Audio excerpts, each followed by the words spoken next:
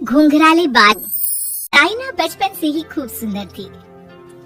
उसके लंबे लंबे घुंघराले बाल से हमेशा उसका चेहरा ढका रहता।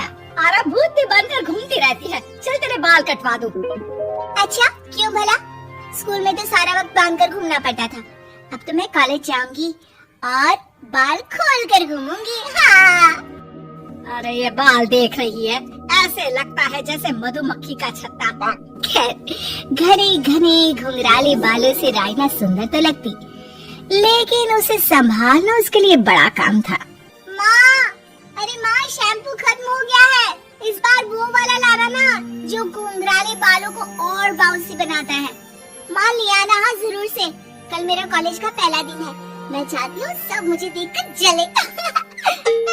अगले दिन राइना कॉलेज पहुँचती है, जहाँ एक लड़का उसे छेड़ते हुए कहता है, अरे लगता है चाउमीन में सोया सॉस कुछ ज्यादा ही गिर गया। अरे मुझे तो चेहरा दिख ही नहीं रहा। लड़कियां भी राइना का मजाक उड़ाती है। अरे यार, ये कंगना की कॉपी करके कौन आया है? लोकल कंगना और कौन? राइना को सभी पर गुस्सा आता है, लेकिन वो कुछ नहीं कहती। स्कूल में तो बाल बंधे ही रहते थे, लेकिन कॉलेज में राइना एक लड़की से कहती है, हाय, मेरा नाम राइना है, मुझे आर्ट्स डिपार्टमेंट में जाना है। कहाँ से है रास्ता? अपने बाल हटा कर देखो, सामने ही बोर्ड लगा है। राइना को कॉलेज में भी दोस्त बनाने में दिक्कत आ रही थी। वो रोते रोते घर आ जाती है। माँ, मैं क्या करूं? आज तो सारा दिन लोगों ने न जाने क्या क्या बोलकर मेरा मजाक ही बना कर रख दिया। माँ प्लीज कुछ करो ना मेरे बालों का। मैंने तो पहले ही कहा था कटा दे, पर तू। अरे कटाने से क्या होगा, उल्टा जो थोड़े बांध कर ये इन्हें समेट सकती है ना, वो भी नहीं कर पाएगी। तो क्या मेरी कोई दोस्त नहीं बनेगी कॉलेज में, या मैं हमेशा लोगों के मजाक का ही शिकार होती रहूंगी? राइना जोर जोर से रोने लगती है। तभी उसका छोटा भाई आ जाता है और राइना के बालों के बीच एक पेंसिल छुपा देता है। तभी उसका दोस्त भी पीछे से आ जाता है। अरे ढूंढो ढूंढो, कहाँ है पेंसिल? मैं नहीं बताऊंगा। दोस्त काफी कोशिश करता है, लेकिन उसे पेंसिल नहीं मिलती। वो वहाँ से चला जाता है। थैंक्स दी, आज आपके बालों ने तो मुझे बचा ही लिया। अच्छा, बहुत दिनों के बाद बालों को लेकर कुछ अच्छा सुनने को मिला। मुझे भी पहले लगता था कि मेरे बाल सबसे सुंदर है, लेकिन अब पता चला। अरे क्या पता चला, क्या हो गया? देख, किसी भी चीज के ना दो पहलू होते हैं। या तो तुम बालों से ही लोगों का मन जीतो, या फिर रोती रहो। अब ऐसे घने बाल तो तुम्हें भगवान ने दिए हैं। राइना को पिता की बात समझ में आ जाती है।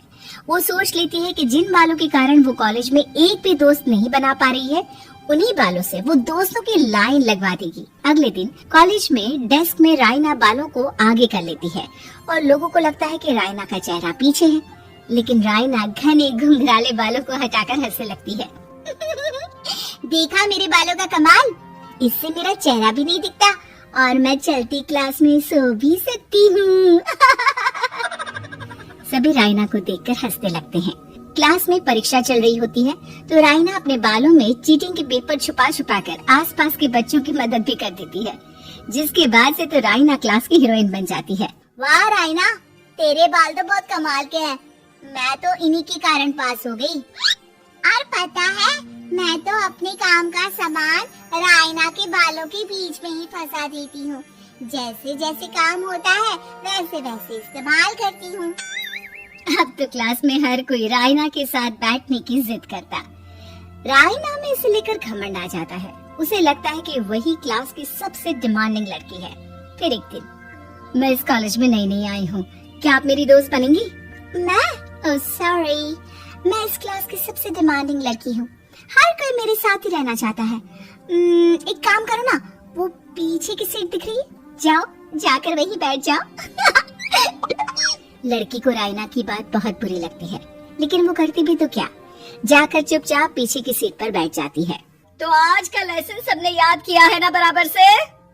जितनी भी चीटिंग करने वाली लड़कियां थी, वो राइना के पीछे जाकर बैठ जाती है और जोर से चिल्लाती है, जी मैम, सब कुछ याद है, कहीं से भी पूछ लो, हम तो मास्टर है मास्टर। क्यों? ये बोलकर वो रायना के कंधे पर हाथ रख देती हैं। रायना भी खुश होती है कि कॉलेज की सबसे स्मार्ट लड़कियों का ग्रुप उसका दोस्त है। पीछे बैठी वो लड़की देखती है कि कैसे मैडम के सवाल लड़कियां रायना के सर को देखकर दे रही है। शाबाश, मुझे खुशी है कि तुम लोग इतनी अच्छी पढ़ाई करने लगी हो। मैं प्रिंसिपल से कहकर तुम लोगों की स्कॉलरशिप की बात करूंगी, जिससे तुम लोगों के माता पिता का पैसा जो फीस में लग रहा है वो बच जाए। सभी लड़कियां खुश हो जाती हैं। टीचर के जाने के बाद एक लड़की कहती है, गर्ल्स, अब हम लोग ना सिर्फ सबसे स्मार्ट बल्कि सबसे इंटेलिजेंट भी हो गए हैं। इसी बात पर आने वाले संडे को मेरे घर पर पार्टी, सबको आना है, ओके? सभी लड़कियां पार्टी के लिए एक्साइटेड हो जाती हैं। रायना भी। माँ, मेरे कॉलेज की सबसे स्मार्ट लड़की ने पार्टी रखी है संडे को। मैं भी वहाँ सबसे अच्छी दिखना चाहती हूँ, लेकिन ये बाल। घुंघराले बालों का तो कर भी क्या सकती है। तभी उन लोगों की नजर पार्लर के एक इश्तिहार पर पड़ती है जो 3000 रुपए में बाल स्ट्रेट कर रहा था। माँ, मुझे पैसे देना, मैं बाल सीधी करवा कर आती हूँ। संडे को पार्टी में सबसे अच्छी लगूंगी। बस फिर क्या था, अपने घुंघराले बालों को रायना पार्लर जाकर स्ट्रेट यानी कि सीधा करवा लेती है। और फिर पार्टी वाले दिन, हाय गर्ल्स, कैसी लग रही हूँ मैं? ओह नो, शिट, ये क्या करवा लिया बालों का हाल? और जिसके घर पार्टी थी वो लड़की, अरे ये क्या करवा लिया? तुम्हें मालूम नहीं है, जिस बालों में चीटिंग रखकर हम लोग टीचर के आगे इम्प्रेशन जमाते थे, उन बालों को तुमने। अरे हमें तो स्कॉलरशिप भी मिलने वाला था, अब तुमने बाल सीधे करवा लिए। अब तुम हम लोगों के लिए किसी काम की नहीं हो। अरे लेकिन हम दोस्त तो है ना, क्या मैं अच्छी नहीं लग रही हूँ? हमें तेरे अच्छे और बुरे लगने की कोई जरूरत नहीं है। हम लोगों को तेरे बालों से फायदा था, अब वो नहीं है तो हम तेरे दोस्त भी नहीं है। जा जाकर बाल वापस घुंघराले करके आ, तभी तुम लोगों की दोस्त बन सकती है। रायना रोते रोते घर आती है और माँ को सारी बात बता देती है। माँ, ला पैसे दे, मैं बाजार जाकर बाल ठीक करा के आती हूँ। लेकिन माँ, मुझे ये बाल बहुत अच्छे लग रहे हैं, काश ये बाल मैं पहले ही सीधे करवा लेती। देख बेटा, पैसे तो मैं तुझे दे दूं, लेकिन वैसे बाल करके तू फिर ऐसे दोस्त बनाएगी जो तेरे साथ मतलब के लिए जुड़े हैं।